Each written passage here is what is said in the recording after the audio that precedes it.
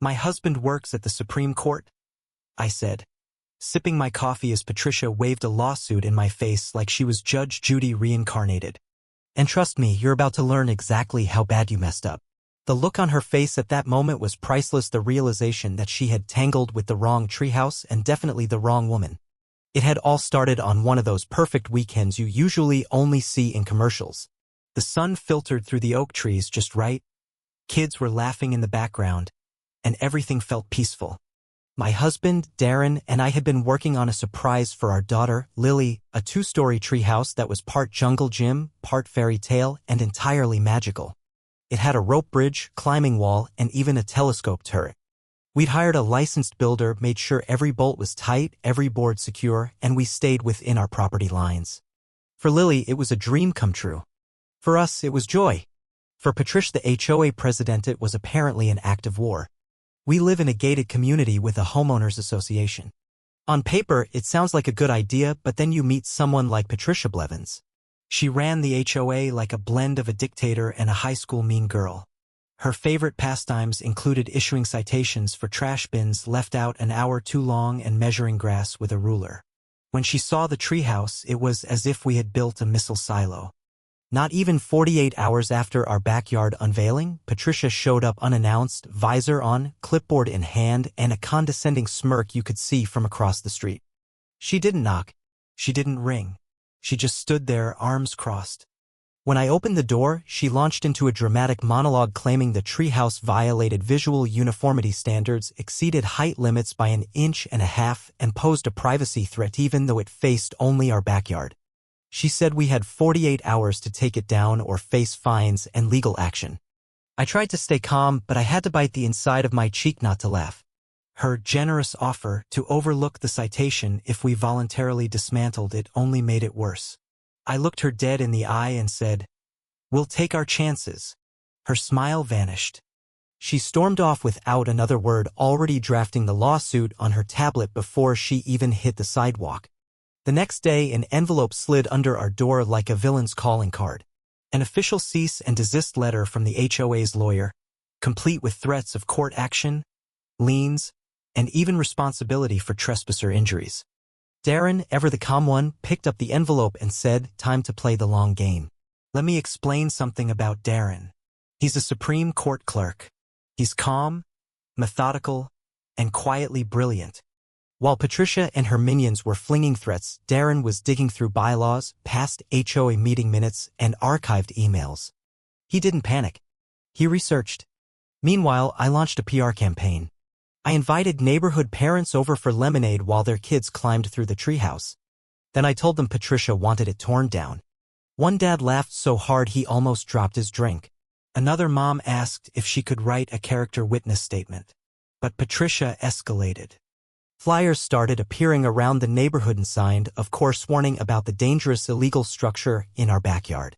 One had a blurry photo of our treehouse next to a stock image of a kid falling from a ladder. Patricia's signature was all over it, even if her name wasn't. Then she filed a formal complaint with the HOA tribunal. Yes, that's real. She claimed our treehouse was a beacon of recklessness. We still didn't respond. We let her confidence peak.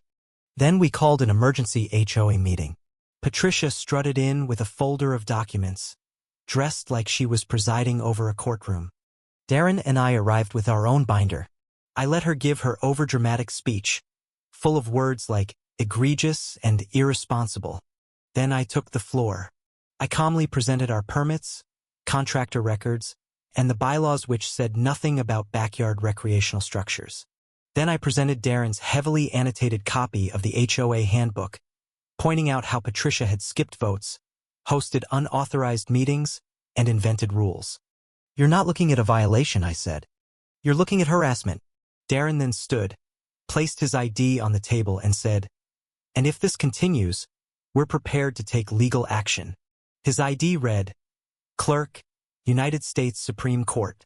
Patricia's jaw dropped. She sat down fast. The room went silent.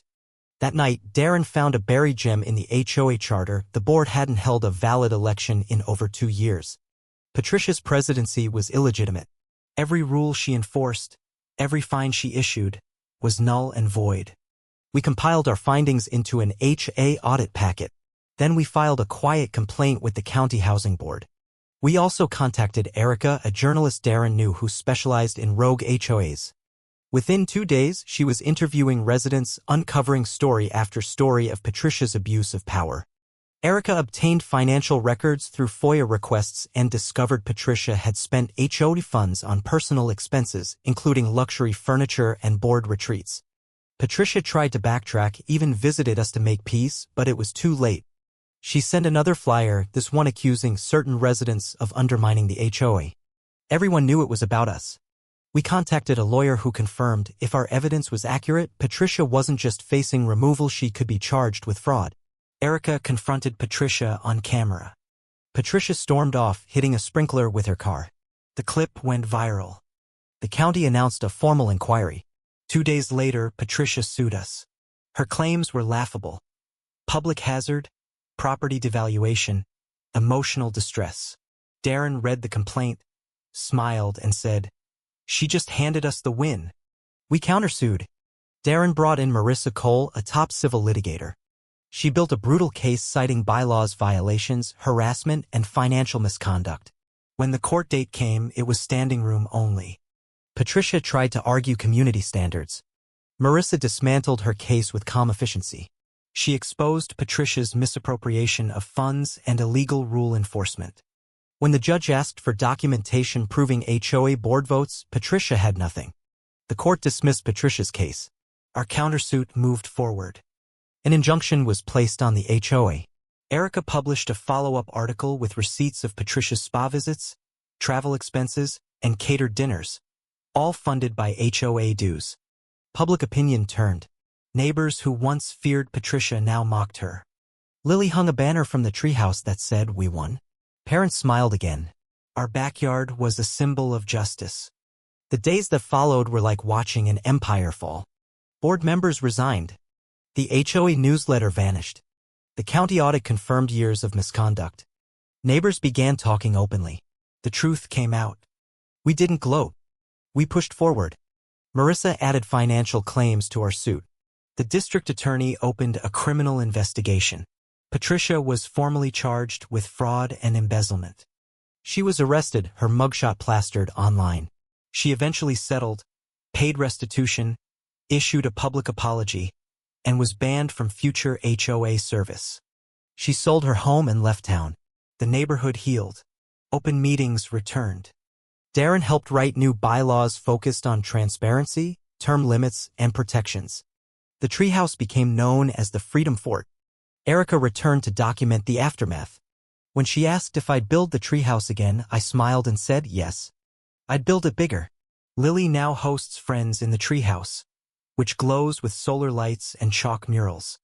Darren was invited to a state task force to help draft HOA reform laws. It all began with a rope ladder. One evening, as Lily camped out in the treehouse, Darren and I sat on the porch with tea. "This all started because Patricia thought she could scare us," he said. "She picked the wrong family," I replied. We toasted quietly. This wasn't about viral fame or revenge. It was about showing our daughter what it means to stand your ground, fight with truth, and protect what matters most. And as stars twinkled overhead, the little treehouse that started it all stood tall, not just as a symbol of play, but of justice done right.